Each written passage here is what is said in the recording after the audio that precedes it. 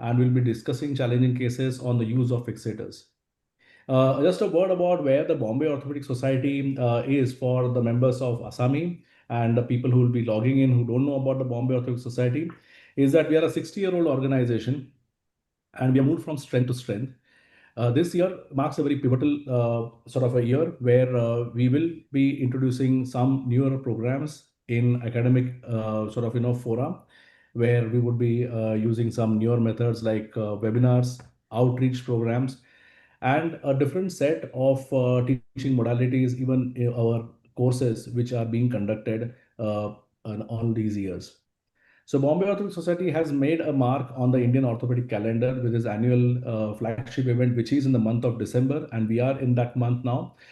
This is the VIROC, and every year VIROC promises to be a academic feast and a sort of a place where a good thinking minds and people from all across come and participate in this event. I would also take this opportunity to invite all of you for our annual conference, which is the VIROC on the 26th to the 28th of December this year, where we have planned a lot of academic activities, which also go beyond the halls in terms of tech corridors, in terms of newer aspects of technology, career planning, and there will be a lot of workshops and boot camps which will be conducted before and during VIROC. I would like to welcome Dr. Rujuta Mehta, who is our mentor and our senior colleague, and whom we all look up to for any of these academic activities. And she will be doing the introduction for today's webinar. Welcome, madam. Thank you, Ashish, for a really nice and succinct introduction to Bombay Orthopedic Society. These webinars basically have been collaborative to bring out the strengths in a particular field in both the organizations. And I am really, really proud to say today that when we were training, we knew only one Dr. Ruta Kulkarni, who then rose to heights like becoming the only woman who's actually been the president of a national association just next to Dr. Madhuri. And now there are so many girls taking up this challenging field, and none of the cases that you will find being showcased today are going to be run of the mill. So it's a branch where people really have to put their think tanks together, plan and work out solutions, and which will be, I think, that let the work speak for itself. We have a whole interesting panel as well, and a whole kind of distribution across the ages between our faculty from senior to mid-level and young consultants who are all ready and gearing to go. We have Dr. Ruta Kulkarni, as I told you, from Swasti Pratishthan Meeraj. We have Dr. Madhura Kulkarni, who is a foot and ankle as well as deformity correction surgeon. We have Dr. Godha Siri from Sunshine Hospital, Hyderabad. We have Dr. Ishani Shah, who is basically a BOS girl and pediatric orthopedic surgeon and a consultant from UK, who will be discussing cases with us. We have Dr. Juhi Sharma, who is going to be one of our panelists, and she's one of the upcoming surgeons in the Elizaro and deformity correction field. And we have Dr. Akanksha Sinha, who joins us all the way from Hyderabad again, who has trained extensively in pediatric orthopedics as well as deformity correction there. And Dr. Aradhana Rathod from Bangalore, again a senior and fellowship trainee. She's a teacher as well in Bangalore Medical College. And since it was all ladies first, we have the gentlemanly Dr. Jayant Sharma, who is the current president of the ASAMI Society, to be guiding us and kind of asking really pertinent questions through the webinar. So without much ado, I would first request Dr. Ruta Kulkarni to please introduce Dr. Jayant Sharma, and he can talk a few minutes about the ASAMI Society, and then we'll have the first case going from Ruta. Okay, thank you, Rujuta, for the kind words. I feel honored to introduce ASAMI President Dr. Jayant Sharma. He's professor at Index Medical College, Indore. He's a senior consultant orthopedic surgeon. And as we all know, he is current president of ASAMI India, very dynamic and active president who is taking ASAMI to higher and higher heights, I must say. He is editor-in-chief of India's Journal of Orthopedic Surgery. He has many publications, more than 18 publications in journal, but he has written 3 very, very good books, which are very popular amongst PGs especially. So first book is Examination Secrets. Second book is Essential Guide for Practical Orthopedics. And third is Basic Principles of Surgery. So I recommend all of you to go through these books, very, very good books. And he has many podium presentations, more than 40 almost. And he has been an examiner for last 15 years for both MS and DNB.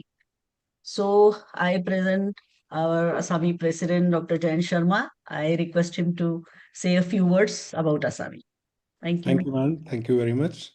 First of all, at the outset, thanks Bombay Orthopaedic Society and Rujuta ma'am to invite us for this webinar. ASAMI is upcoming subspecialty of orthopedics, Indian Orthopedic Association, with more than 1100 members now. And as we see day by day, there is increase in the amount of infected cases and deformities coming up. We have a lot of scope in this field. We are organizing workshops, hands-on workshops, bone saw workshops, as well as cadaveric workshops everywhere across the country. And we have our annual midterm meet as well as annual conference. The next conference is at Gandhinagar. That is from 6th to 8th of March. And we'll request everybody to join us because we have a galaxy of speakers and foreign delegates, faculties coming. I'll request Akanksha to just give a brief of our workshop, ASAMICon, before we start with the presentation. Just 2-4 slides that she's going to share.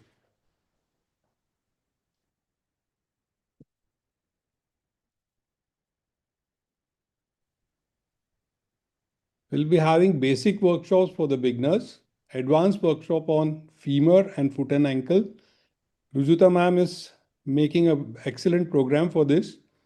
And we have faculties coming from Russia, Italy, France, and we have started PG quiz. And for the mid-level orthopedic surgeons, we have started with traveling fellowships of 2 weeks at different centers across the country. And foreign delegates can also join us for a traveling fellowship at various centers. This is started this year under the guidance of Ruta ma'am and Mangal Pariyar sir.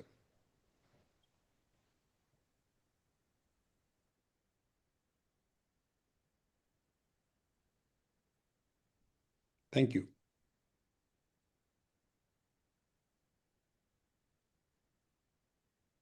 That's excellent, Dr. Sharma. Thank you so much. And thank you so much for being here with us today. May I request our first speaker, Dr. Godha Siri, to please start her case. And Dr. Ishani Shah from Manchester, she'll be discussing the case.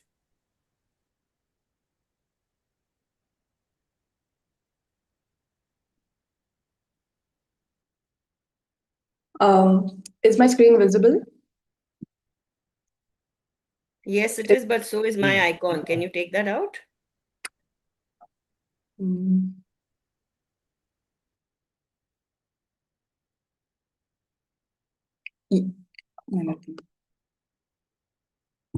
Yeah. Is the screen visible now, ma'am?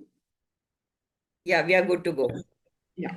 So a very good evening, everybody. I would like to thank Bombay Orthopaedic Society and ASAMI India for giving me this opportunity. And a special thanks to Rujuta Mehta ma'am, Ruta Kulkarni ma'am, Jayant Sharma sir, and all the panelists today. Thank you very much. I'm Dr. Godha Siri, consultant limb reconstruction surgeon from Hyderabad. I work at Kim Sunshine Hospitals and I run a limb reconstruction unit there. Today, I'm going to present a very interesting post-traumatic knee deformity. So I had a 14-year-old girl who presented like this, and she used to walk with the foot touching like literally towards the ceiling. So this is how she used to walk, a very bad recurvatum deformity of the knee. So the history dates back to when she was 5 years of age, when she met with a road traffic accident and had a very bad crush injury of the leg, injuries all around the knee. It was basically mismanaged, and later, due to financial constraints, she was not able to take proper treatment, and hence Because of this physeal arrest, the deformity progressed and it went on to become a severe one, altering her life, causing a lot of disability. So, this is how she used to walk. She used to manage with crutches and literally walk like this. She was going to school, had a lot of inferiority complex because of this. And she basically approached us for amputation because most of the surgeons told her that this is not treatable and the better option would be amputation.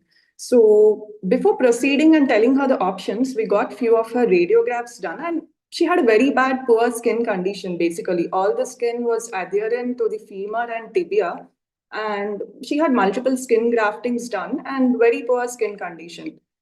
And these were her radiographs. As we can see, there's some recurvatum deformity at the distal femur also, and most of the deformity is arising from the knee joint. So with this, the problems we had then were, firstly, the deformity. We know a very severe deformity over there. Obviously, a stiff knee. There was some jog of movement, but yes, a stiff knee.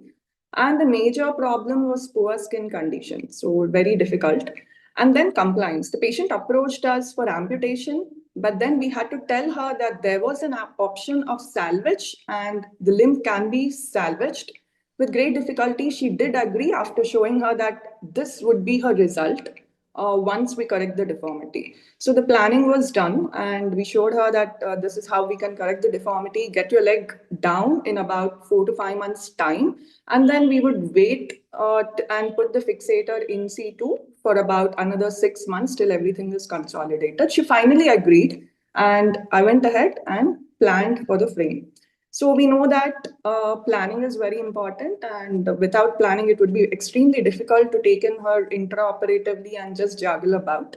So just before the day of surgery, I prepared a frame and under the CM guidance, obviously, and then marked all these corticotomy sites. So this I learned from my teacher, Vasudevan sir. So I used mehendi to mark those osteotomy sites so that they don't just go off, rub off during scrubbing, and that would make it is easier to know where I have to place the hinges which were planned the previous day. So I marked all the hinge points, the osteotomy, the corticotomy sites, and took her to the operation theater. So we can see the frame over here, basically with its hinges to show how the deformity correction goes on. And then this is how it would open up finally to get the limb to straighten up. So this was the frame. And once everything was sorted out, took her into the operation theater. And then what I did is I planned for a rule 1 osteotomy at the femur. So we can see that hinge is exactly at the point of the deformity. A corticotomy was done there. So I planned this surgery in 2 stages. So the first stage was to apply the fixator and do only a femoral osteotomy or a corticotomy because it was extremely difficult for me to do 2 of the corticotomies in single stage. So I wanted to get the limb a little down before proceeding for the tibial correction. So as planned, so this is the basic frame and this is about 5 days post-surgery. We can see the incision sites over there. I just had to lift the skin up and do an osteotomy or corticotomy over there. And started distraction at about 7 days and it started to go well. I could see good regenerate also over there. Did have to change the construct on and off because I had to change them to longer rods. And I went about and did stage 2 once I felt that I had place to do a corticotomy in the tibia. The skin of the tibia was very much adherent to the bone. It was extremely difficult to lift it off the tibia, but somehow managed to get it, did a tibial osteotomy, corticotomy, and a fibulectomy as well. And then post-operative day 5, I had some darkening of the skin and necrosis, but what I did is I delayed the distraction. So I started distraction at about 12 on the 12th day, once the skin started drying up and everything was fine. So I was glad that the histiogenesis worked in favor. The leg started to come down beautifully and did not face much of the issues. I did go with a very slow rate of distraction because I felt the bone was extremely brittle when I did the corticotomy. I was also worried that the regenerate would be poor because of that extreme brittleness of the bone, but it did go well, maybe because of the delayed distraction and the slower rate of distraction. So in about 4.5 months of time, the limb straightened out, but I observed that she had a valgus deformity and I had to correct this. So I changed the hinges to correct this deformity and gradually corrected it to correct this valgus as well. And these are her post-operative, the follow-up radiographs. I observed that there was good consolidation of the region rates. And at about 11 months post-surgery, I felt that it was a pretty good time to get the frame off. I dynamized it and removed the frame. And this is how she used to manage with the frame. If you can see, she was quite comfortable in that 11th month. I felt that it was a good time to get the frame off. She was managing without calipers and without walker, without the crutches and walker. And hence I removed the frame, and this is how the result is. She does have some little amount of shortening, but I thought that would be better for ground clearance. And this is exactly about 3 months post frame removal. She's walking pretty well. And that's the final outcome. So to conclude, Elizarov external fixator, though people feel it's cumbersome, it's a versatile system which can actually correct severe deformities. One of the most important things when we are managing these cases is pre-op planning is necessary because we cannot mess about in planning the case well. So, and another important thing is following principles of deformity correction gives us excellent results. So this case is one example that the fixator can actually do magic. Thank you.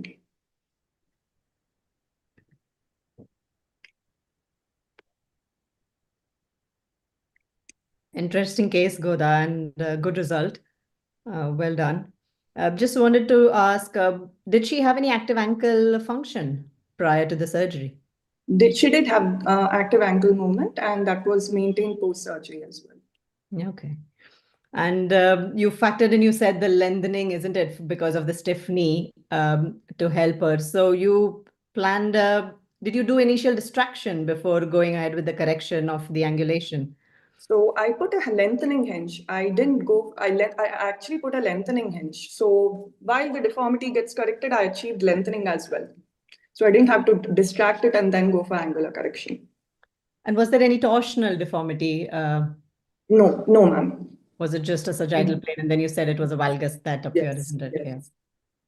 Yeah. Nicely done. And often it's very difficult to assess the three-dimensional deformities when they're so severe. So you have to gauge it as you correct it, which you rightly did, and corrected the valgus at the end. Godha, I have a question. Yes, ma'am.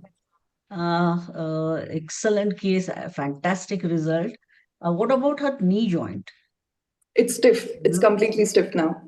But is there fibrous ankylosis? Because it doesn't look like a bony ankylosis there. Yes, ma'am. So does she have any pain while walking? So we've seen the follow-up gait, right, ma'am? She does not complain of any pain at the knee joint, and she has a very stable gait. If there was some instability or some mobility at the knee, she would complain of pain. So it's been almost 5 to 6 months post-removal, and she never complained of pain. She's doing pretty good. So I am assuming that the knee will not be a problem in the future. Okay. And where did you do the tibial corticotomy? Because there was no much deformity in tibia, actually. It was the deformity was at the knee joint. Femur. And it was in the femur joint, and the knee joint. So I went ahead. I didn't want to do it at the knee joint because I felt I was worried about how the regenerate would be if I do it over there.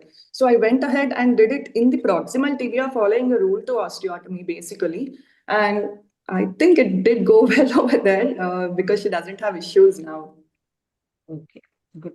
So did you need any soft tissue release, Godha? No, ma'am. No soft tissue releases, absolutely. And no skin graft at all, just stretched out? No. The histiogenesis actually worked in favor. So didn't need any skin grafting or anything else. The skin stretched out just as the bone got corrected. So I wanted to ask both Ruta and Jayant Sharma ji, in such very gross deformity corrections, would you expect these knee joints to become early arthritic, or in your experience, what do you feel?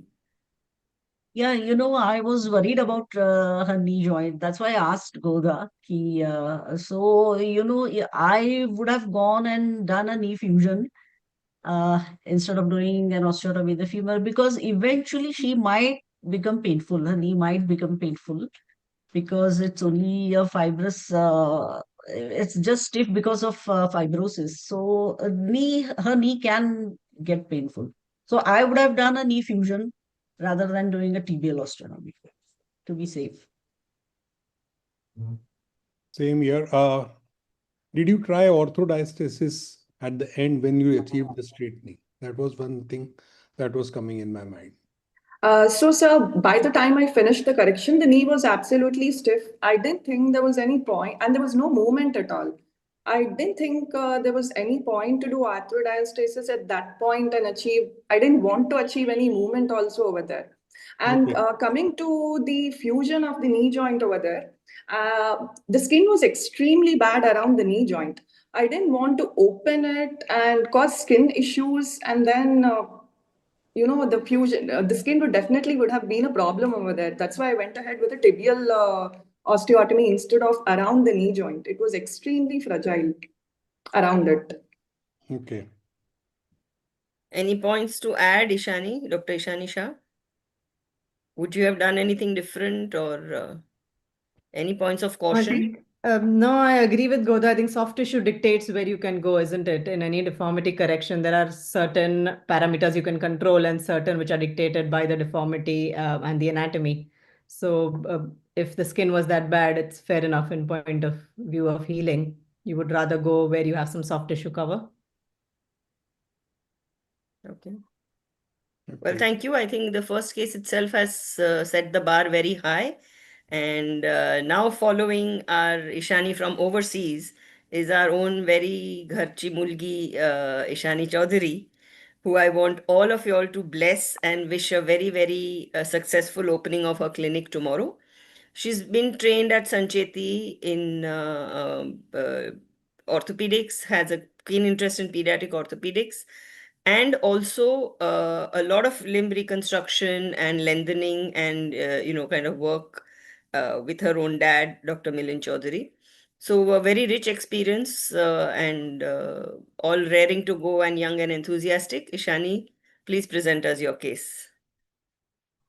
Thank you very much, Dr. Rujuta ma'am, for the kind introduction, as well as for being present here with us. Can you all see my screen, please? Yes. All right. Great. So first of all, I would love to thank ASAMI India as well as Bombay Orthopaedic Society for this collaborative learning effort and for this opportunity to present. I'm grateful to the conveners and moderators as well as the office bearers of both societies and other faculty members and Dr. Godha Siri ma'am for such a great case that she took care of before me. So I'm Dr. Ishani Chaudhary, speaking to you from Akola, and I'll be sharing a case of post-osteomyelitis gap and physeal bar, which was taken care of with the fixator. So starting off, this was a 3-year-old boy who presented to us at Chaudhary Hospital, and his parents gave an history that he had an infection when he was 6 months of age, and he was treated elsewhere. He was hospitalized, but we don't have further details. When he came to us at 3 years of age, he had not properly walked on his right side, which was short. So for him, we ended up doing a full length X-rays. Now he came to the hospital when I was not finished doing my residency, and I took care of him through the process later on. I wanted to share his case because it's a good learning. Now this is what his X-ray looked like. His full length X-ray looked like. He had an approximate 2 centimeter gap at the distal femur, destroyed physes, as well as a cover or a sliver of metaphyses, which was seen, and an overall limb length discrepancy of 8.7 centimeters, or 21% shortening as compared to the other side. Now, in a landmark paper by the world-renowned pediatric orthopedic specialist, Dr. Rujuta Mehta ma'am and colleagues, this paper speaks about similar cases. And with Dr. Millen's experience here and success with using fibular grafts, especially in the upper limb, we did attempt using an ipsilateral fibular graft and harvested it and tried fixing it with the K-wire and supporting it with a spica. Unfortunately, however, within a week, there was loosening, which was noted in failure, essentially because of the proximal migration of that wire, as well as loosening and slight shifting of the graft. Now, here's when we decided to go ahead with removal of the with removal of the wire and putting on the Elizara fixator. Distally, the graft was embedded well, so that was in place. However, it slightly shifted posteriorly, and after the application of the fixator, the graft was slowly brought back into alignment as well as compressed, and proximally, a femoral lengthening was started. So these are some of the X-rays during the lengthening process. The fixator stayed on for about 6 months, and approximately he gained 6 centimeters of length. And you can see that the graft is filling up the space well as was healing well. Now, this was his scanogram. Through the process, he did gain and equalize his limb length, and the fixator was soon removed in 6 months, and he was shifted out to a spica, which was in place for 2 months, and then he was on brace support for the next 6 months, and he was walking well with that. So when the child came to us, had never walked well on his right lower limb, and then he started walking with the fixator in place. And with this, we completed stage 1 for this boy.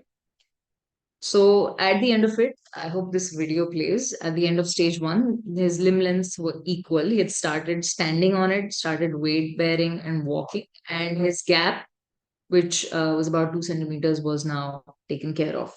Now, he did come all the way from Chhattisgarh, so I'm really grateful that he kept following up well. And 10 months into the process, 10 months into him growing, we noticed that his limb length discrepancy had now gone up with his normal growth, had now gone up to 2.3 centimeters.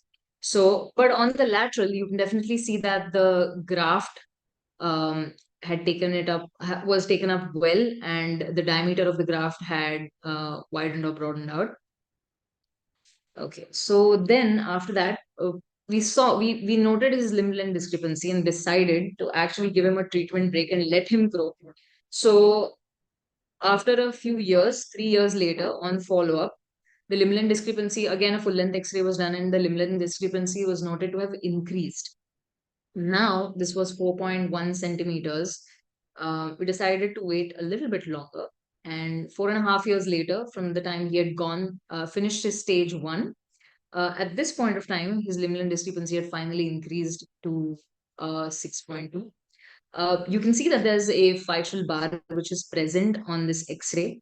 And on the lateral, at this point of time, his knee bending was pretty good at about 90 plus degrees. And the tibia had overcompensated, was slightly 7 mm longer. So it's at this point that I was also present from this stage of the treatment for this patient. So I went ahead and first noted how he looked clinically. And there was a significant limb length discrepancy. The gap was well taken care of. It was just the discrepancy as well as the physeal bar which needed to be taken care of. So at this point of time, got an MRI for him. These are some articles in the literature that talk about how physeal bars which develop after infections rather than trauma tend to have a larger surface area and affect the bones or the growth more. I'm sorry, I could not procure the MRI images from the patient, but the site of the physeal bar was central, and it was about 1.2 centimeters by 1.5. And so the next stage, second stage surgery was planned. And in this, the femoral, so the fixator was applied first. And so when the fixator was applied, and got a good hold, then an osteotomy was done at the distal site, and with the help of the fixator with the lower rings, it was angulated varus to try to reach the physeal bar, but we couldn't access it. So a trapezoidal wedge was removed, and after removal of the trapezoidal wedge, it was the side the physeal bar was accessed, burred out, and then cement was filled in its place, and the trapezoidal wedge was placed back. Unfortunately, to very less space around it, was fixed with a K wire as well as a Herbert screw. And then later on, a proximal femoral corticotomy was done and lengthening was started through the process. Now, the second femoral lengthening continued, and distally, very gentle compression was continued. So here we go. So he's lengthening quite well for the second time from the proximal femoral side. At the distal side, we did note that the screw as well as the wire did not really help with the compression. So the wire was taken out in about 2.5 months from the time of the physeal bar excision, and the distal compression was tried and continued. And soon later, the screw was also removed out. And here he is, he's standing well. This fixation was also extended to the tibia spanning the knee, and the lengthening. So he did get about 6 centimeters lengthening, and the process continued for about 8 months. And at the end of stage 2, he got 6 centimeters, and after 8 months, we removed the fixator. Again, shifted him back to a groin to toe cast, after which he was shifted after 2 months onto the brace. And this is him just a few months ago. The limb length was equalized, but again, he started developing with he's 9 years of age right now, and he's still growing. So his limb length discrepancy has now come to about 1.5 centimeters, but we've primarily taken care of his gap as well as the limb length discrepancy. And the future plan is to keep following up with him, and he, with his growth, will require, and after analyzing his full length x-rays and how he grows out, will require a third stage of lengthening, approximately still 3 years down the line, and if at all, if required, a contralateral epiphysiodesis. So thank you, that was the case.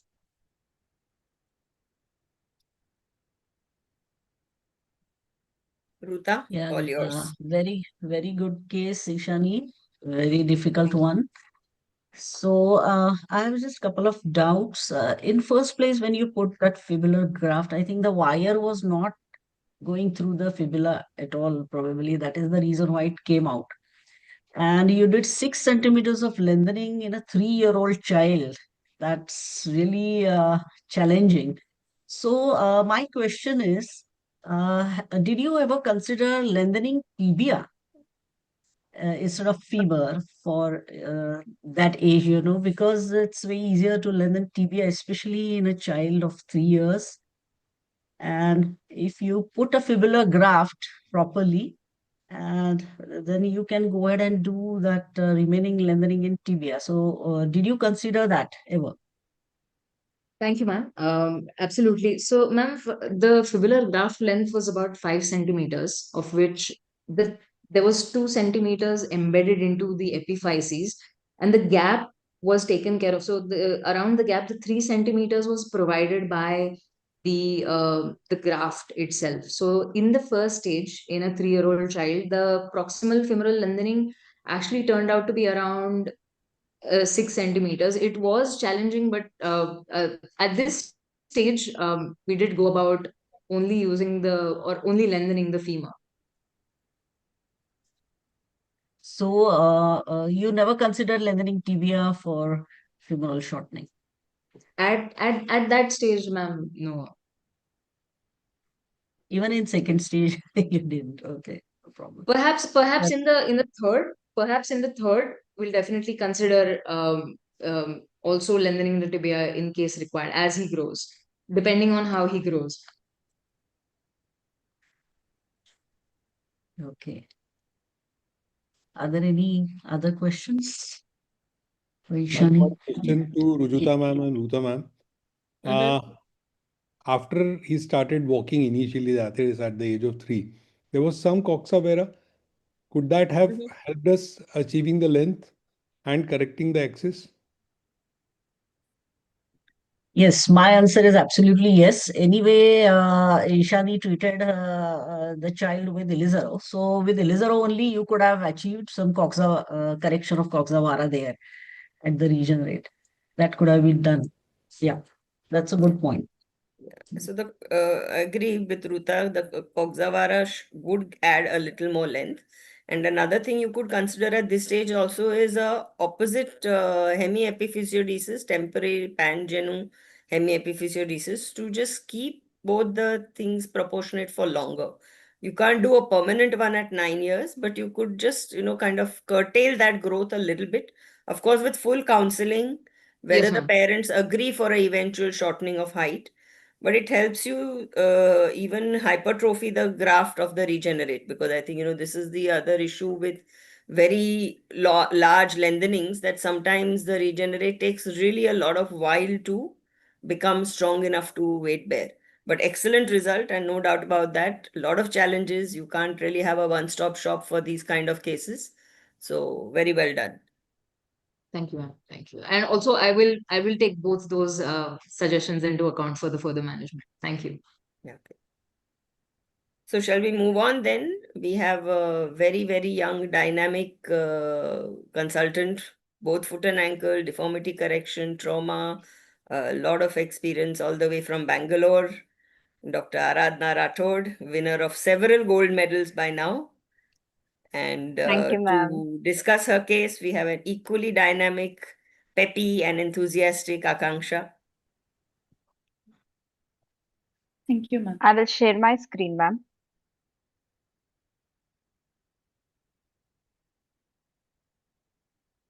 Is the screen visible, ma'am? Yes, go ahead. Okay, yeah. Good evening to one and all. I thank BOS team and ASAMI and Rujuta ma'am, Ruta ma'am, and Jayant sir for giving me opportunity to present one of my finest deformity correction case. Being foot and ankle and Elizaro surgeon, I am very happy to present this case.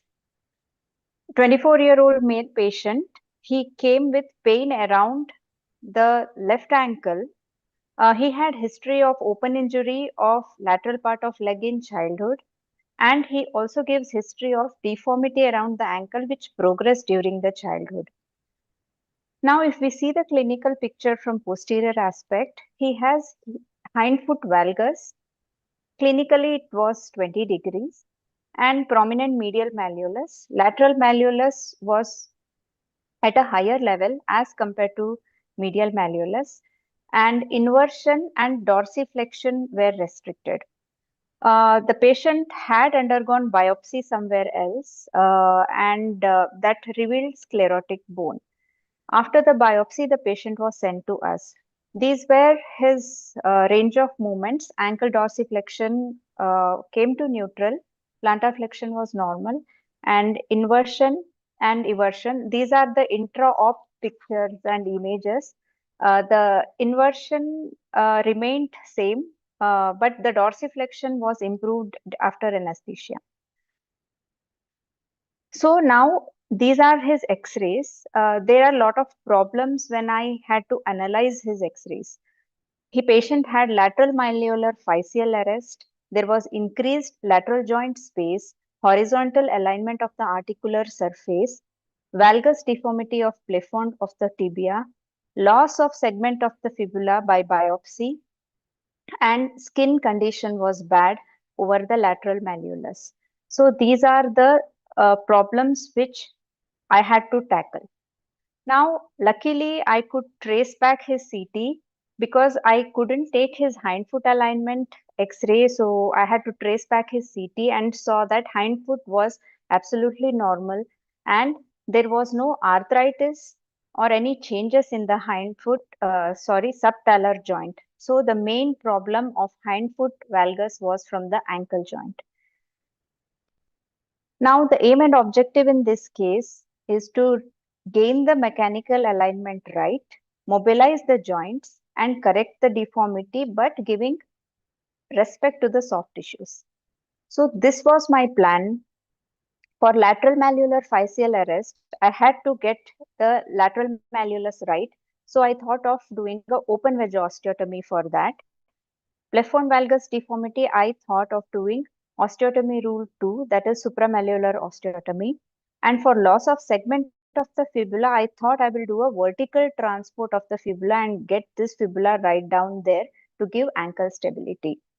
So let us see what was done. This was my planning. I had to do a lot of planning for this case because mechanical and anatomical axis of the fibula is not much known by all of us. So this is the summary of my plan. I had to calculate something called as lateral fibular articular angle, which was 114 on normal and 94. So I needed 20 degrees correction to get the tip of malleolus at the right space to get lateral clear space right. I also measured the articular surface length, which was 2 mm less than the normal side. So I thought of doing a open wedge osteotomy and putting a trapezoidal graft so that the tip goes exactly at the level of the normal angle or normal limb. So the graft measurement came out to be 7 mm and 23 mm breadth. Now, second planning was the tibia correction. The tibia correction, I had to measure the axis and angles. The cora came exactly at the physeal scar, and I thought of putting a hinge at the superomedial dome of the pylon to get the correction right. So this was my plan: ring fixator application, osteotomy, and probably get the fibula down or manage the syndesmosis at a later date. So intraoperatively, if we see, this is the stage 1 where I have done open wedge osteotomy, and I have a video of it, how beautifully it opens. And I calculated the base came out to be 8 mm. Unfortunately, I couldn't put a trapezoidal graft. I had to put a triangular graft there, and I just gave off the 2 mm of correction, and again did a supramalleolar osteotomy for the correction. This is the summary of the rings. The osteotomy was done at the supramalleolar metadiaphyseal level between R2 and R3, where the correction is occurring, and my calculation of the hinges, that is superomedial shoulder or the superomedial part of the pylon, should match the hinges, that is angulation correction axis, and the distraction unit will be on the lateral side. So how much distraction I have to do to get 10 degrees of correction? That came out to be 22.5 mm at the rod. So 23 days of distraction. And here we can see ACA, that is the hinges are in right place. Now, another problem which happened was fibular transport was abandoned because patients started having bleeding, and I had to take out the frame and abandon the transport there. So during the course of treatment, patient was walking well, and during follow-up, he achieved very good correction. I removed the frame once the angles were right. So the third stage was to give the ankle a very good stability. So I had to do fusion of the distal tibiofibular joint by putting iliac crest graft. I used only 2 K-wires and put him on a cast. And this was during the K-wire removal. We can see how bad the soft tissue condition was. It was adherent almost. And patient was ambulating well. He was doing his activities. And this is the final correction at 10 months follow-up, getting the mechanical axis right. This is the follow-up movements. Dorsiflexion was still limited. Plantar flexion was good. This was at 10 months follow-up, and the inversion and eversion were restricted probably because of long-term immobilization, but it improved eventually. So all the angles are corrected appropriately, and clinically also, if we can see from posterior, the heel valgus or the hindfoot alignment looks really good. pre-op and post-op comparison. And this was his gait when he came for follow-up. Now the patient can sit, squat, but this is 1 year follow-up. I couldn't have like 3 years follow-up of this patient. So a lot of articles say that supramalleolar osteotomy with circular frame or ring fixator gives very good results in these kind of cases with physeal arrest. So what was missing in my case was hindfoot alignment x-rays I should have done pre-op as well as during follow-up, and TA lengthening, at least a kind of triple hemisection I should have done during fusion or during second stage could have helped his dorsiflexion improvement during early follow-up. In conclusion, meticulous planning and staging and using proper principles for old foot and ankle deformity, especially putting the hinges right, gives really good outcomes. Thank you so much.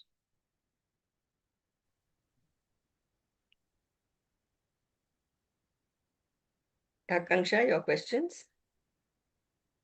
Good evening, ma'am. Thank you so much. That was a very nice presentation. Lots of learning points. I just had a couple of questions. Ma'am, you added the iliac crest bone graft in the second stage when you were addressing the fibula. Yes. Would you have considered doing it in the first stage when you look back at it now retrospectively? A fusion, you mean to say? Yes, ma'am.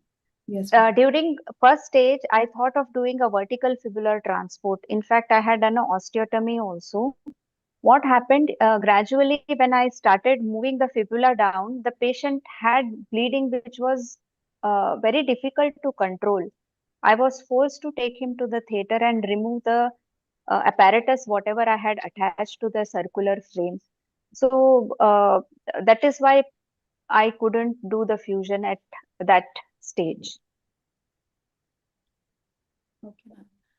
In the MRI preoperative, was there any signs of arthritis? Because in the post-op X-ray, there's some aberration at the distal fibula. So any risk of arthritis, in your opinion, in the future?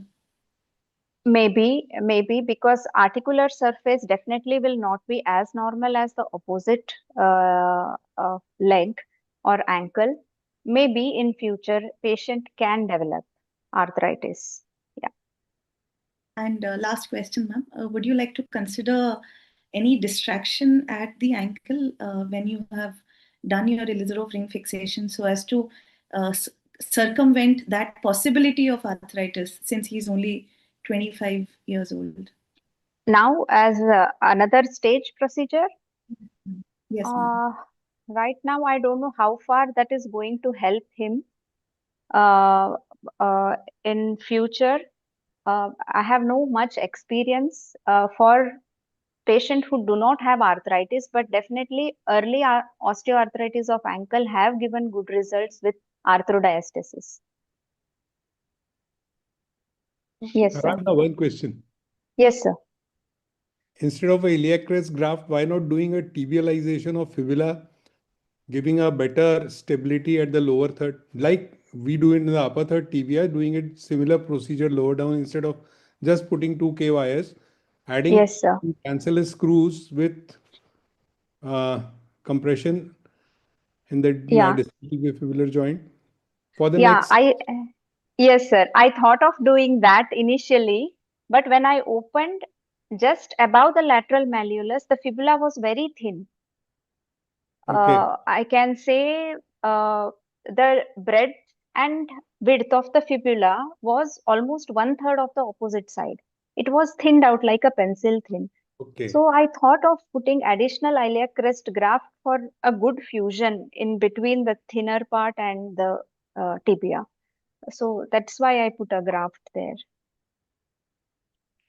Yes, sir. Madhura is another ankle foot surgeon. Yeah. Her inputs. So you said that the distal tibial angle was 10 degrees. So did you think that you could have corrected it acutely rather than with a fixator?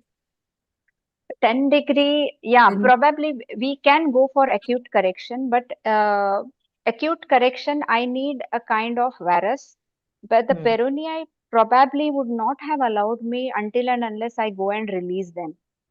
I am correcting two things. One was the lateral malleolus also, which is stretching the peroneal, as well as giving a kind of varus. Uh, I felt my peroneal may not allow me to do that. And if I do it forcefully, my lateral malleolus fixation might come out. So I was a bit skeptical. Okay. Yeah. Aradhana, did his dorsiflexion improve? Ma'am, when I called him recently, when he came at 10 months and 1 year follow-up, his dorsiflexion had not improved. But when I called him recently, he says that he can sit in Indian toilet. So unfortunately, I don't have his improved dorsiflexion images. Yeah. Good Probably case. a TA release would have helped, ma'am. Yes. Yeah, Yes. yeah. I didn't do that. Good. So, shall we move on to our equally talented foot and ankle surgeon, Dr. Madhura Kulkarni? And to discuss this case will be our Dr. Jayant Sharma, ASAMI president. Hello, everyone. Thank you for this amazing opportunity to present with all the boss ladies. And I will share my case.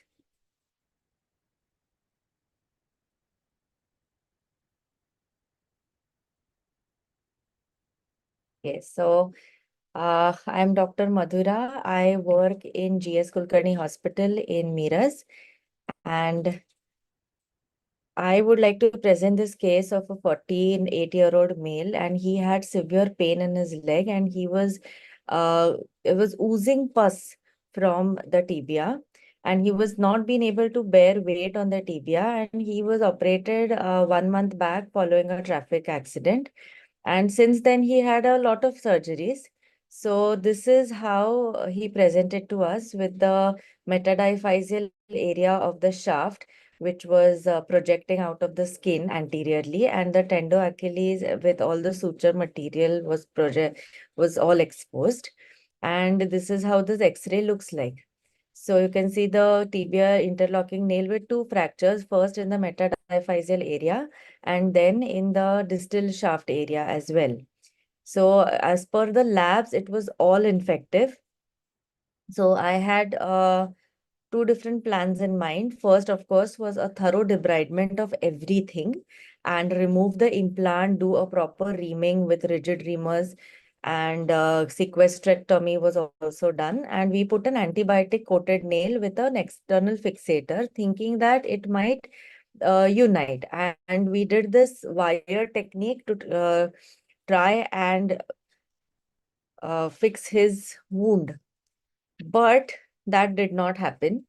1 month later, he came with an even worse clinical picture, and we had to revise our plans. So in this case, I contacted my plastic surgeon, and he did a gastrocsoleus flap after a thorough debridement. And this flap went well, and still he had the vanco nail inside of him. So 5 months later, the wounds were healing, and still there was no callus, and he was still not able to bear weight on it because it was not much stability. So this was how his skin looked, and there I took a decision of now I need Elizaro. So here I removed the intramedullary nail, I removed all the lag screws, and I put the Elizaro ring fixator and did a fibulectomy. So this is how my ring fixator looked. And here I would like to point out that this is a 3-ring fixator, even if it is a metadiaphyseal area, which is a very difficult area to manage because of the pull of the gastrocsoleus and the patellar tendon in opposite directions. So here I put the Elizaro ring fixator, and the first ring has a drop fixation. So it has one level, two levels of fixation on one ring itself. And I did a fibulectomy. So this is how his skin looked, and he was asked to walk on it continuously, and he did that. So 1 month later, his skin had healed. There were 1 or 2 discharging sinuses, but they were okay. And later on, as he started coming for follow-up, we could see some amount of callus in the proximal area, and the distal area was uniting well. But I was not very sure that it is uniting on the lateral x-rays. So when he came to me after several months, I debrided his sinuses and tensioned his wires and started on linezolid as per the culture report. So 2 months later, I'm still not seeing much of callus. So I start doing the accordion maneuver, which is presented as a bloodless maneuver tool in Elizaro for union. And I started distracting, and then for 20 days I distracted, then for 20 days I stopped, and then I started compressing again. So these are a few papers which suggest that in atrophic and in hypertrophic non-unions, we have different ways of doing the accordion maneuver. So 3 months later, I am seeing some distraction on the accordion maneuver. I'm seeing some callus. 4 months later, again, there is good callus and the accordion maneuver is going on. And as the serial x-rays progressed, I'm seeing good callus than the previous x-ray. So I continue his Elizaro treatment. And finally, 8 months later, I decide, yes, this is going to be a success and I need not amputate him. So 9.5 months later, or almost 10 months later, finally, I did a mobility testing under anesthesia. I removed all the rods and I removed the entire Elizaro fixator and gave him an above knee splint. And this is how finally he has united. And this is a 2-year follow-up where there is just one sinus now. And it's been 4 years since he is walking well. He does have a 2.5 centimeter limb length discrepancy, but he's completely fine with that. He's managing it with a shoe raise. He does not want any other surgeries. His knee flexion, his ankle movement is great, and he's doing okay. So there is a very good paper by Dr. Ishani Chaudhary on how to manage all these non-unions, and I read this paper thoroughly and while treating his case. And I've also submitted and published this metadiphyseal tibial non-unions in this JLLR journal. So the principle of the treatment in infected non-unions remains the same, that is complete eradication of infection with stable fixation and adequate soft tissue cover. And we have to align the fracture fragments completely and give a good stability so that the non-union will heal. Thank you so much.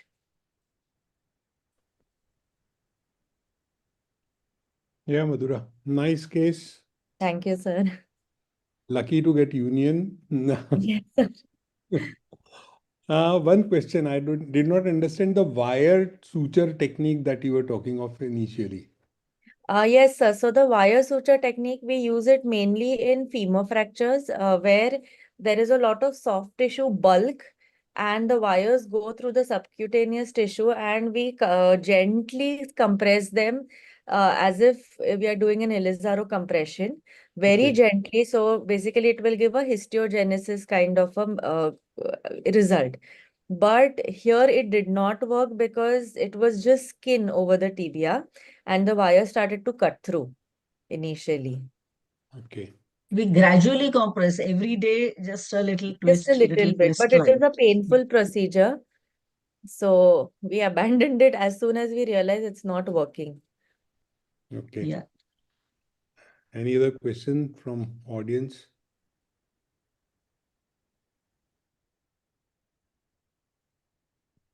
So I think there may be a lag on the YouTube. Maybe they can let us know later.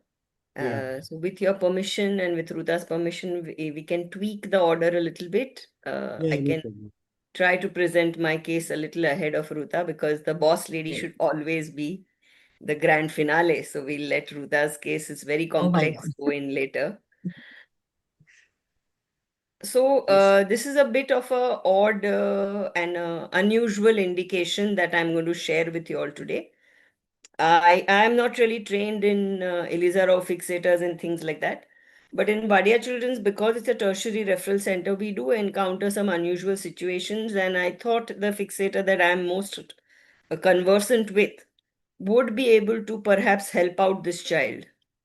So he was a child of a limb girdle dystrophy. He was 12 years old when he came with completely folded in elbows to us. As he grew older, the parents have probably let it be for some time and not done anything about it. So it became a tight contracture. And as he grew older, he found a lot of difficulty to feed himself, toilet, and other daily activities. And just for his mental kind of self image, he really wanted to do something about this elbow. But there was going to be a challenge both in terms of anesthesia as well as, even overall result. So I thought, let me try and do something which is just barely enough to make him sufficient to hold a walker and walk around, to have some assistive devices to feed himself and bathe himself, and therefore plus also because the tight contracture of over 12 years, he used to take the weight, all of his weight on the elbow to haul himself up to even sit and stand because those he had delayed milestones. So I said, let me do only just enough and open this out as best as I can with the Jess fixator. Those are his examination findings: severe muscle wasting, bilateral flexion deformity at the elbows and wrist, thumb in palm as well. So we decided to work on the elbows first. Next in line, we will do the wrist and then also do a first web widening for him. ADLs were difficult. He definitely needed a better position even for assistive devices.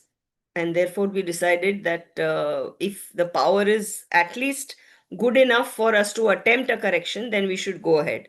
So that's his charting. Those are his x-rays, reasonable quality despite being a muscle dystrophy child, because otherwise no fixator would have held in this. And since he did have a GOVA sign positive, I think it was imperative to at least give him something which will keep him good in his quality of life, to keep him standing and walking with the help of a walker. So this was our plan basically, that we'll tackle only one joint at a time. We'll bring out the forearm to a much more usable position and retain the existing muscle power, and therefore not do any platings or bony shortenings, because that is what a lot of people usually advocate. And as we go along, we thought we'll monitor his wrist and grip. If we feel that it's going down anywhere, that's where we stop. So we decided on a hybrid procedure. We discussed with the anesthetist in view of the disease prognosis, how should we even bring him up on table. And we wanted a minimally invasive but maximally beneficial method. So we first started with his non-dominant hand and did a left chest fixator, and then Z-plasties after 6 weeks when we were going to remove the fixator, and then maintained him in a brace for a long time. And now he's been put on training for activities of daily living. That you see the anesthesia jugaad that we did literally over there, that he's watching. He's a conscious sedation and a block given, ultrasound guided. He's watching a match while they are giving an ultrasound guided block over here, and that worked beautifully. I just use shan spins to drill in both at the humerus well away from the radial nerve course, and that is again where the conscious sedation helped. And then simply connected it over on the lateral side with two wires, and both the distractors I kept on the lateral aspect. So that's him first. We try to go as away from the apex of the deformity as you can see over here. Gradually opened him out at half millimeter per day, so that the fixator wouldn't pull out or he wouldn't get too much pain, because in the cubital fossa, you know that all the neurovascular structures are tented over the main elbow. So we wanted to go slow over there. And at the end of 6 weeks, when we pulled out the fixator, this is the multiple Z-plasties, and you can see the neurovascular bundle tented over there. Glabrous flap, so we didn't get any necrosis. And this was him at 90 degrees opening up compared to the other arm, and they were reasonably happy. And this idea actually came to me from, that's his 1 year follow-up. He's still well maintained. In a very similar case, again, this was an arthrogrypotic with, multiple problems there. We won't discuss him too much in detail, but this was him when he was standing and after, as a child. And after some time, because of poor posture, he had just gone into very severe contractures. He also had a lot of, problems with daily living, but he refused to do anything for his upper limbs. So therefore, we tackled his lower limbs. And despite being a very severe contracture there, we gradually stretched him out again using Ilizaro this time, which was done by my junior colleague. And another similar case of an Escobar syndrome where muscle power is not a challenge. There I used a little bit of a different fixator, 2 holes in the femur, 2 holes in the tibia, and took Z rods and put the distraction on, just holding rods there and distracted rods below. And that's the kind of result I've been getting in Escobar syndromes. So I think if you have minimally invasive fixation over a period of time, things do kind of fall into place, and Jess can work well in well-trained hands. But of course, with experts like y'all would be able to do probably similar things or better things with the Elizaro there. And we'll stop here. That's just to quickly show you how then we were able to get this other child to ambulate. So the take-home message, I think, in these challenging cases, you should have realistic goals. You could do stage surgery, counsel them for a really long haul. Hybrid procedures can come to your rescue. But what fixator you use should be appropriate for the age and the region and your, of course, expertise, what works best in your hands. Careful considerations to the risk, benefit, post-op care, everything must be explained before you start. You should have very, very tangible outcomes, not, try to be very heroic. And what to do and what not to do, these are important decisions. So where to stop and future functions should be factored in before you take any major decisions in such children. I'm open to questions.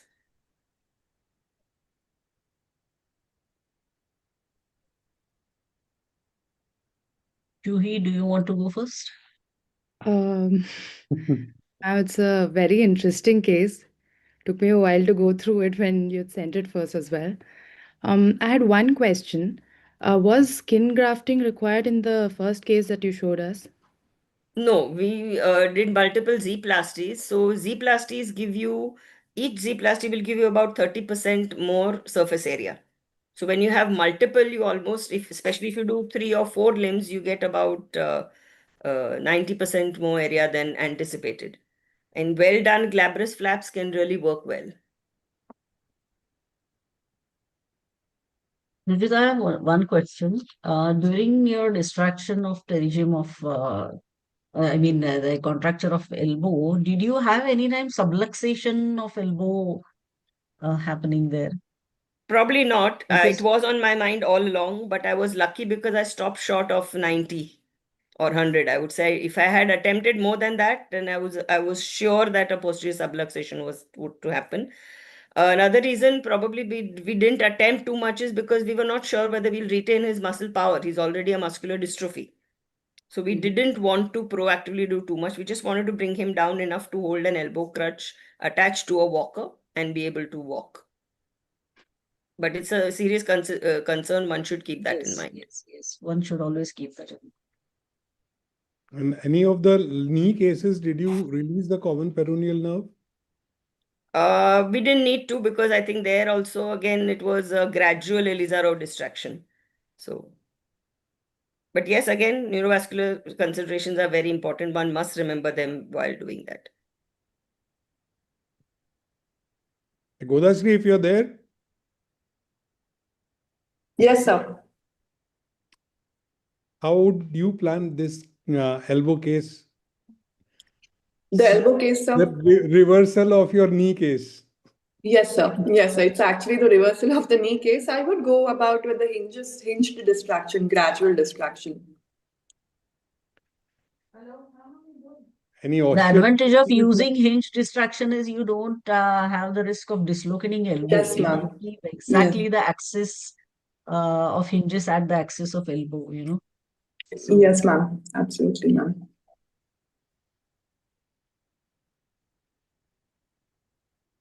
Okay. So last is ma'am's case.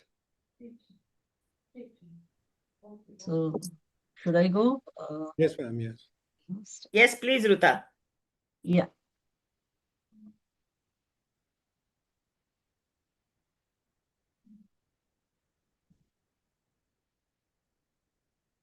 Okay. My screen is visible, I guess. Is it visible? Yes, ma'am. Yeah. So great cases and great discussion. Ladies have presented really fantastic work. I must congratulate all of them. I'm going to talk about planning and managing a severe deformity case. I call it a confusing case because I was in a dilemma at every stage of its correction, like assessing, then planning and executing. And in the end, when I corrected the deformity, still few questions linger in my mind. So I call it a confusing deformity. So this boy came to me, this 16-year-old boy from the state of Jammu and Kashmir. Actually, he's from Kashmir Valley, very near to the border, and he's son of an army jawan. And he sustained an accident when he was just 7 or 8 years old. After that, he underwent many surgeries, but for some reasons, his records of injury and surgeries were not available. So when he came to me, the deformity looked like this. He had 8 centimeters of shortening, and look at the severe knee deformity here. So this is medial femoral condyle, and this is lateral condyle, and this is patella somewhere here on the posterolateral side. So from posterior view, you can see this fibula. Fibula has overgrown, and this is the patellar prominence. And you can see he has scarred wounds everywhere on the medial side, lateral side of tibia, and even distal femur. His ankle was fixed in about 10 degrees of equinus, and you can see even puckered scar around the ankle on both on lateral and medial side. And look at the severe recurvatum deformity here. So his further flexion was only 30 to 40 degrees more, not more than that. And he was walking on crutches. So the first dilemma I faced was how to take his X-ray because his patella was subluxated and his knee joint was completely disoriented. I mean, the axis of knee was very, very oblique. So there was no point in taking knee as reference. His ankle was fused in mal rotation. So I could not even take ankle for reference. So I took X-ray with hip in reference. I put his hip in neutral rotation, same as opposite, and took this X-ray. And now you can see this very bad deformity here. See his recurvatum almost 90 degrees perpendicular to the ground, and he also has a deformity here. Look at the fibula, which has overgrown, and look at his varus. Very severe varus here, and if you see carefully, there is double deformity. One cora is very near to the joint, and there is another cora here. So there is a possibility that he had one more fracture here, which malunited, or it could be just part of a bow deformity secondary to growth arrest. So this was his deformity. And his ankle, as I told you, it was completely bony ankylosis in 10 degrees of equinus, and there is cavus of foot. So actually, I was not very happy with just the X-rays. I wanted to know in more details about the nature of the deformity, location, and magnitude of the deformity. And I also wanted to know what's happening in the knee joint. So I went for a CT scan, a 3D reconstruction. You can see now in this 3D CT, you can really see the deformity well. So I was talking about double deformity, that's here, and look at the overgrowth of fibula. And if you see carefully, the tibial plateau is articulating with femur at only this point. It's the posterolateral point. And look at the patella, it's gone posterolaterally. And this is 3D reconstruction of the deformity is really helpful to know the exact deformity. Okay, so with the help of CT scan and X-rays, I did planning and I made a pre-construct and applied the frame. Now, look at this orientation of ring. See, this ring is almost perpendicular. It's almost touching the soft tissues in the thighs, and the wires, you can see the wire is parallel to the tibial plateau in all views. And I did osteotomy at the second cora. So it was not possible to correct this deformity. So I decided to go for stage correction and do an osteotomy here, and applied hinges. So this is how the frame looked, and these were distraction hinges. So I started distracting the deformity, correcting the deformity, and lengthening simultaneously. So everything was going okay, but he developed fixed flexion deformity of the knee. See, obviously, because the ankle is fused, the gastrocnemius contracture does not lead to equinus, but leads to FFT of the knee. So I did this. You can say it's a good trick, a non-invasive one, to stretch out the posterior structures during lengthening. So these two rings I have fixed, incorporated in the plaster. So these are not shanksmen, these are threaded rods which are incorporated in this plaster, and I have attached rings over that. So it's non-invasive way, and I have applied hinges, and I distracted the gastrocnemius and the soft tissues posteriorly. So you can see this method really works well. So everything was going well. His deformity was getting corrected, and his was gaining length also. And then the second problem came, COVID. So because of COVID, when he went back to Kashmir Valley, he just could not come back for follow-up. There was complete lockdown. And actually, even the internet and WhatsApp was not available in Kashmir Valley that time. So I completely lost follow-up of this child. And then when he finally came after 8 to 9 months, when he finally came, fortunately, everything was well. His deformity was corrected, his lengthening consolidated. So I could not do any further correction, but I had no choice but to remove the fixator, but it was pretty good. So you can see this lateral X-ray also, the tibial plateau orientation is fine.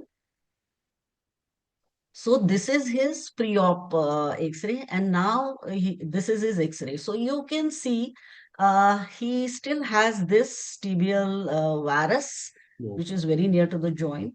And now this tibial, femoral, distal femoral valgus is unmasked, and there is patellar dislocation. His limb length discrepancy is perfectly corrected.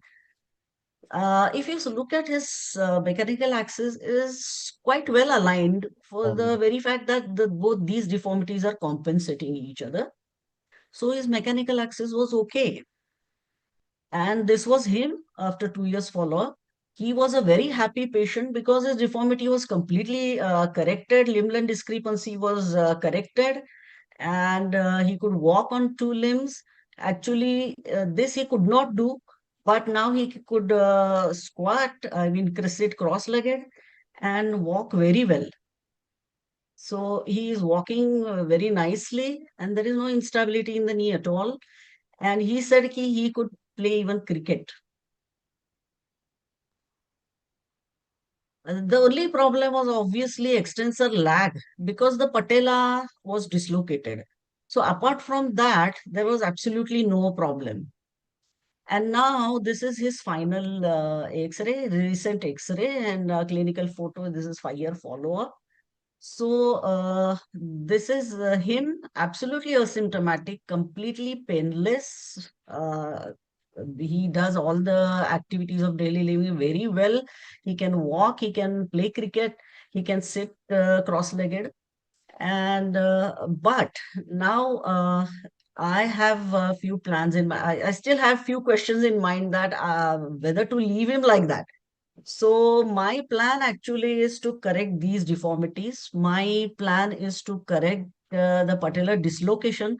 Actually, not the patellar dislocation, but I have to bring the quadriceps in the center. Because in future, if he say needs TKR, at least his quadriceps should be in the center. So with or without patella, because I'm not sure about the patellar cartilage. Patella has been dislocated for many years now. So with or without patella, I will have to do quadriceps lengthening and bring it in the center. And at a second stage, I will correct this varus deformity with Ilizaro. So that's my plan.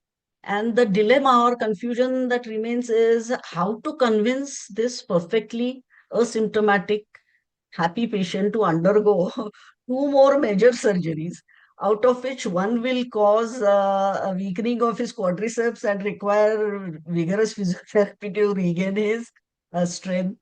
And so that's my dilemma. So that's the confusion, the last confusion that remains with this case.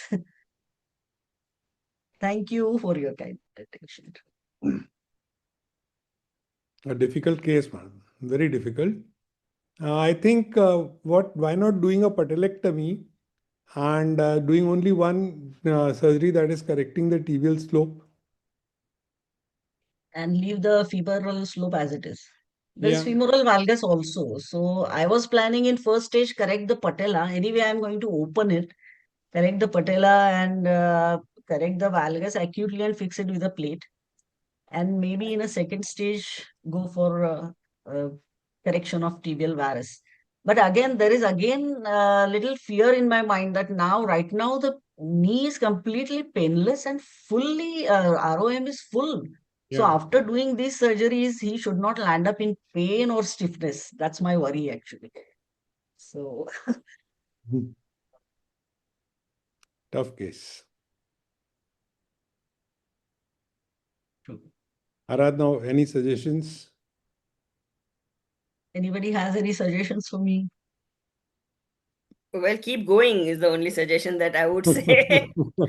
I think if you already given him a good result, he'll get convinced for the other two surgeries also. Yeah. What about a hexapod, madam, in this patient? You could, for the first Both the let's say, deformities can be corrected in one this thing with one yeah, implant, one surgery. yes, those who are well versed with exopod, yes. Even I am not very well. I've done only Yeah. few cases. Akanksha might be knowing if she has seen any of these type of cases. Ma'am, one question. Yeah. Ma'am, how about if we would have taken sagittal oblique plane deformity correction into being? I mean, corrected both the sagittal and coronal plane deformity, planning it in like an oblique plane deformity. Would that work? Of course, I did exactly the same thing, Godha. It was Uh, an oblique plane deformity, and yeah. if you remember, I corrected this deformity only with single pair of hinges. Yes, ma'am. So it was an oblique plane deformity. You're absolutely correct. Yeah. So I found out that plane, and that 3D CT helped me to find out that oblique plane. And then Yes. I went in and put the hinges perpendicular to the plane. Okay, ma'am. Done. So Got I it. exactly did that. I was just confused regarding the residual deformity. So maybe Yeah, that was at other level. Yeah. no, the residual deformity was also in the same plane. So Yeah. actually, I was going to, overcorrect it. Yes, ma'am. Because either you do it at two levels or you overcorrect one. But Yes, ma'am. he was lost to follow up, Lost and follow-up. I had to Exactly, ma'am. accept that. Yeah. But So, otherwise, I would have overcorrected it. yeah, ma'am. So Yeah. while we are planning the oblique plane, if we encounter any residual deformity, we can go ahead and change the hinges and correct the deformity as well. Since Yes. the patient was lost to follow-up, this happened. Yeah. Actually, the residual deformity, the patient was lost to follow up, but the deformity at the corticotomy site was corrected. Corrected. But I could not do an overcorrection there. Yes, ma'am. Got So it. Got it. the one deformity which was very near to the joint was also in the same plane. Yes, ma'am. Yes, ma'am. Yeah. Yeah. Nice case, ma'am. Excellent case. Thank you. Thank you. Akanksha has to say something. Yes, Akansha. Ma'am, that was a very nice case. Lots of new learning points. I have encountered a similar case during my fellowship, and I believe that hexapod will definitely work for deformity correction as and when he develops a medial compartmental osteoarthritis, ma'am. Right now, the mechanical axis is bang on where it is supposed to be. So at that time, maybe a hexapod can be used for correction. That is what I wanted to add to the forum, and maybe that is 10-15 years down the line now. Yeah, his mechanical axis is bang on, that is true. But this combination, that proximal tibial varus and distal tibial valgus, is not a good one. Even though the mechanical axis is in the center, this combination frequently leads to osteoarthritis. And that is the reason I want to correct both these deformities and just not leave him alone like that. So that's why I want to go ahead and correct it. And also the extensor mechanism, the quadriceps, which is contracted, I want to lengthen it. But yes, hexapod use is absolutely fine in the hands of those who are well versed with it. I'm very comfortable with conventional Elizaro, so like that. Yeah. Two options, ma'am. Either hexapod or Tomofix. Both of them will work. And Yes. I believe that Correct tibial varus, yes. Tomofix is also a good option. Yes. Why yes, not? yes, ma'am. And since the Madhura. slope is, you have But restored the I slope will to correct that varus deformity with just 2 rings of Elizaro. A percutaneous corticotomy, and I'll just correct it. So, Yeah, Madhura, you have something to add? In such cases, do dome osteotomies work? in first place, you mean to say, there was no role of dome osteotomy as such in this case. No, Dome right? osteotomy, right now, dome Yes. osteotomy for correcting varus of the tibia. Yeah, you may do it. Like George Pele suggests, a laughing dome osteotomy, Yeah. so that the cora is very near to the joint, the osteotomy is lower down. So that's a Right. laughing dome osteotomy. Yes, that can be done. Okay. So I think it's been really fabulous. Some great experts have showcased what all they can achieve, and most certainly proven to us that these kind of deformities are not for the faint-hearted. But if we, seriously put our heads together, think about challenging cases, we can really take them on, provided all the correct parameters and the concerns are addressed.